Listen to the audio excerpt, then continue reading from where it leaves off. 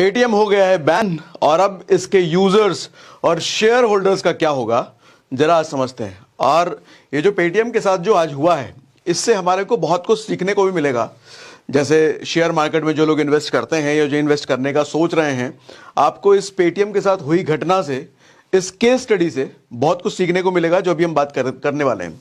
सबसे पहले समझते हैं हुआ क्या है। देखो सर, 2016 वो साल था जब पेटीएम की चांदी हो गई। चांदी हो गई कहने का मतलब, जब नोटबंदी हुई तो एक लोगों के सामने अवतार उतर के आया ट्रांजैक्शन करने का। उस वक्त एक न्यूज़पेपर में बड़ी बड़ी होर्डिंग भी आने लग गई। होर्डिंग नहीं, होर्डिंग तो रोड पे आते हैं, न्यूज़पेपर में आर्टिकल आने लग गए, एटीएम नहीं पेटीएम करो। और उसके बाद जो सिलसिला शुरू हुआ, हर रिक्शे वाला, ठेले वाला, सब्जी वाला तक, बड़े से लेकर छोटे व्यापारी तक, हर कोई पेटीएम का यूजर बन गया और पेटीएम तड़ातड़ पूरे हिंदुस्तान में फैलता चला गया। तो 2016 में नोटबंदी से किसका फायदा हुआ मुझे नहीं पता, लेकिन पेटीएम का तो सबसे बड़ा फायदा जरूर हुआ 2016 की नोटबंदी से। एटीएम नहीं पेटीएम करो। लोग यूपीआई नहीं जानते हैं लेकिन पेटीएम जानते हैं। आज भी देखो तो लोग कहेंगे पेटीएम लेते हो क्या, पेटीएम ले लो। यूपीआई ले लो नहीं, यूपीआई कर लो नहीं, पेटीएम कर लो। पेटीएम लोगों के जहन तक इस लेवल पर पेनिट्रेट कर चुका था, अभी भी है, अब शायद असर कम हो। 2017 में सर पेटीएम बैंक बना।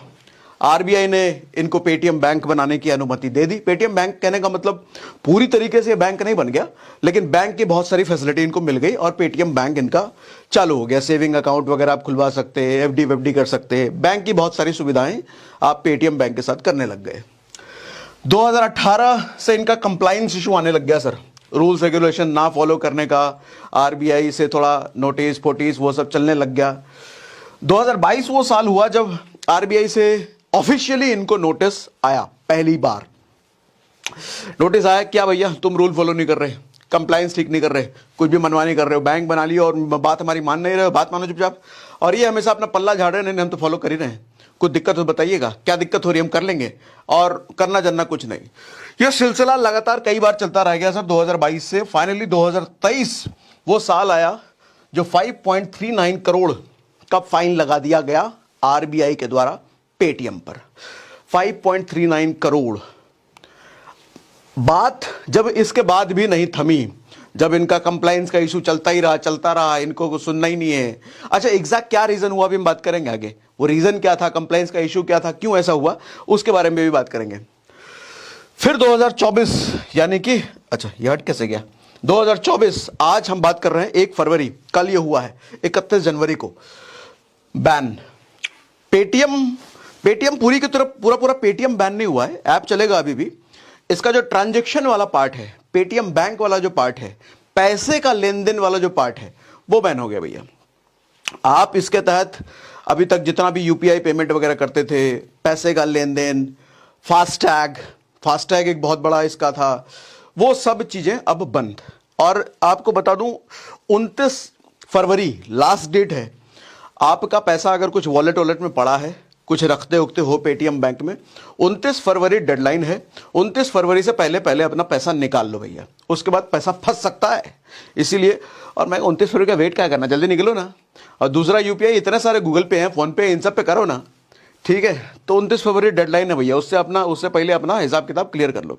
हालांकि बहुत सारे कंफ्यूजन है, कुछ क्लियर नहीं हुआ है कि कैशबैक या आगे इससे यूपीआई पेमेंट गेटवे वाला पार्ट शायद चलेगा, कुछ चीजें कंफ्यूजन है अभी भी। लेकिन अपने को रिस्क काय को लेना, पल्ला झाड़ो ना अपना, निकलो ना, काय को लेना, बहुत सारे ऑप्शन है, हम पेटीएम के चक्कर में काय को पड़े। इसका शेयर होल्डर, अभी उस पर भी आएंगे, शेयर वाली बात पर भी आते हैं सर। 100 मिलियन से ज्यादा केवाईसी वेरीफाइड कस्टमर हैं पेटीएम के पास, 100 मिलियन।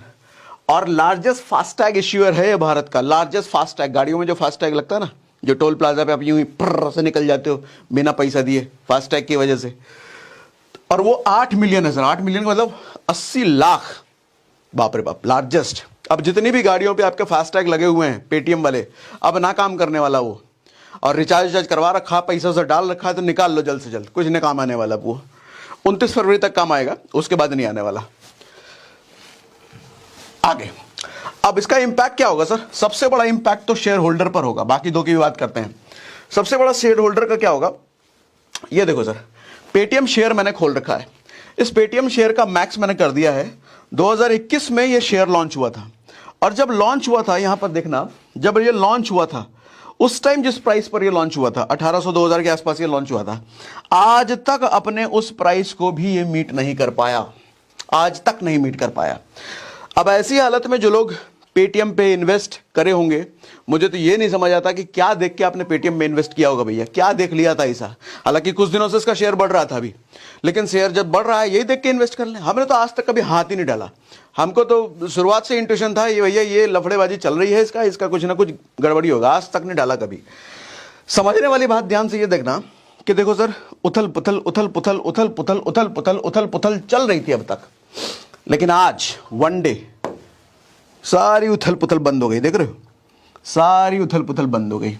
लास्ट जो क्लोज प्राइस हुआ था 761 पर हुआ था, 150 पॉइंट के लगभग धड़ से गिरा और नीचे लोअर सर्किट लगा हुआ है। अच्छा ये लाइन देखना जरा सर, आदमी जब मरता है और कोई शेयर जब मरता है, दोनों में ऐसी ही लाइन नहीं बन जाती है।